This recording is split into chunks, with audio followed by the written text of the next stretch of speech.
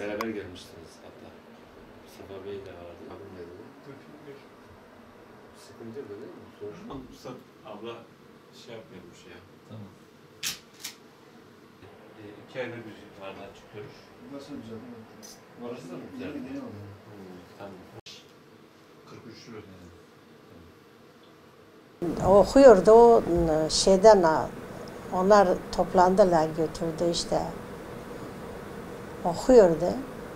Onlar şuursuz yerden götürdüler. Yani bir şucu da olsa neyse bir ders, Kur'an dersi şucu oldu. Yani bu kadar da 36 yıl insan ne kadar kaç kişi öldürse bu kadar yemez. Ne diyor daha işte. Valla herkes böyle burada bak ne kadar oturdu o kadar millet ondan daha haliye söylüyor. Diyor o çocuk hiç kimse diyor bir karıncayı incirmiyor. Nasıl diyor böyle oldu. İşte oluyor ne yapak. Onun çocuğunun kaderi de böyle. Yani o düştü düşmedi hiçbir ceza da yendirmedi. Yani bu kadar da olmuyor.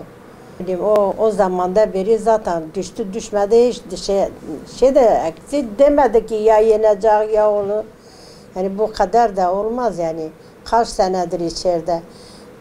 18 sene sürekli orada işte. Yani ne yendirim var ne bir şey. Çocuk gençken bak düştü yaşlı oldu. Ne bileyim Allah aklından hayırlısı Allah onu yapsın.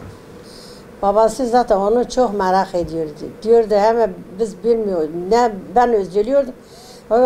Onun üzülmaktan zaten beyin kanaması yaptı, öldü. Onu da görmedi. Kaç sene görmedi. Onu görmedi, oğlun kardeşini görmedi. Bizde kaç kişi öldü hiç kimseyi görmedi. Tabii zor oluyor. Nasıl zor ciğerdir. Biz inanmıyor. Ben diyeyim hiç inanım yok ki yani böyle çıkarlar. Yani millet ne kadar bak şey yapıyor onlar çıkar bunlara çok zor oldu. İnsanın zoruna gidiyor.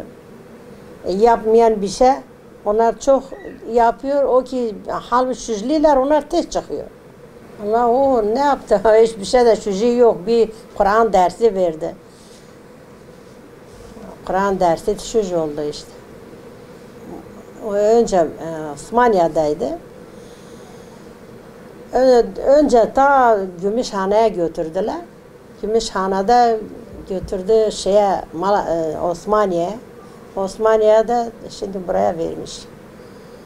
Hala gidiyor bize gidene kadar bizi çok rahatsız ediyorlar. Ben gittim diyor okumuyor gözün diyor okumuyor. Ben diyeyim ben gözüm ameliyatlıdır diyor. Bir daha git. Ben korkundan dedim şimdi çocuk üzülür. Pınar gitti ben gitmedim. Gittim daha yine geri geldim. Yok diyor okumuyor. Ne yaptılar bilmem sonra bizi kamera aldı gönderdiler. Çocuk sahibi olmuştu. Şimdi çocuğu büyümüştü. O zaman da şimdi 40 yaşına mı gelmiş? 45 yaşına mı? Şimdi daha bundan sonra yaşlı oldu da. İstiyorum yani. Şimdi dışarıda olsaydı çoktan evlendirmiştim.